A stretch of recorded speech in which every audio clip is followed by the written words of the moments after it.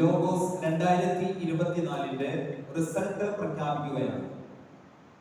ABCDEF ചാമ്പ്യന്മാരായിരിക്കുന്നവര് logos പ്രതിഭയ്ക്ക് വേണ്ടി മാറ്റുരച്ച logos പ്രതിഭാ മത്സരമാണ് നമ്മൾ വീക്ഷിച്ചത്. ഈ വർഷം 4.5 ലക്ഷം പേരാണ് പരീക്ഷയ്ക്ക് രജിസ്റ്റർ ചെയ്തത്. അതിൽ നിന്നും ഓരോ വിഭാഗത്തിൽ നിന്നും ഓരോ ചാമ്പ്യനെ തിരഞ്ഞെടുക്കുന്നു. ആ ഓരോ വിഭാഗത്തിലെയും ചാമ്പ്യന്മാര് ലോഗോസ് പ്രതിഭയ്ക്ക് വേണ്ടി മത്സരിക്കുന്നു. അതിനാൽ 4.5 ലക്ഷത്തിൽ നിന്നും ഒരു പ്രതിഭ ഒരു വർഷത്തില് തെരഞ്ഞെടുക്കപ്പെടുന്നു. ഈ വർഷത്തിലെ സ്കോർ ഷീറ്റ് പ്രഖ്യാപിക്കുന്നു.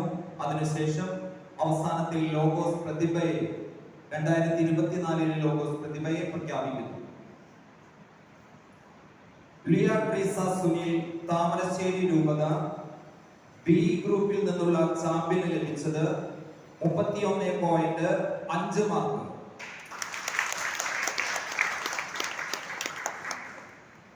സി ഗ്രൂപ്പിൽ നിന്നുള്ള ചാമ്പ്യനായ പാലാ രൂപതയിൽ നിന്നുള്ള ലിസ്മരിയ തോമസിന് ലഭിച്ചത് 38 മാർക്ക്.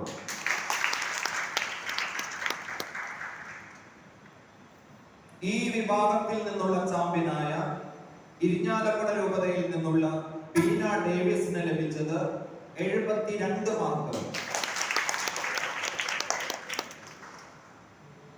എഫ് വിഭാഗം ചാമ്പ്യനായ തൃശൂർ അതിരൂപതയിൽ നിന്നുള്ള ആനി ജോർജിന് ലഭിച്ചത് 73.5 മാർക്ക്.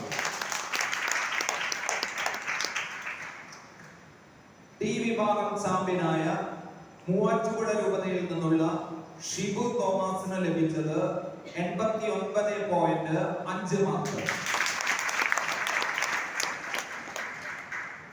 ലോഗോസ് പ്രതിഭയെ ഇപ്പോൾ പ്രഖ്യാപിക്കുകയാണ്. അത്യന്തം വാശിയേറിയ മത്സരം, അത്ഭുതങ്ങൾ സംഭവിച്ച മത്സരം, ആരും പ്രതീക്ഷിക്കാത്ത ഒരു റിസൾട്ട്. അതാണ് 2024 പ്രത്യേകതകൾ.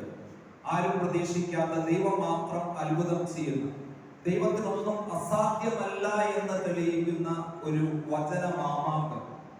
എ വിഭാഗം 11 വയസ്സ് വരെയുള്ള ചാമ്പ്യൻ വീണ്ടും എഫ് വിഭാഗം വരെയുള്ള എല്ലാ ചാമ്പ്യന്മാരെയും കീഴടക്കി ജിസ്മോൻ സണ്ണി കോതമംഗലം രൂപതയിൽ നിന്ന്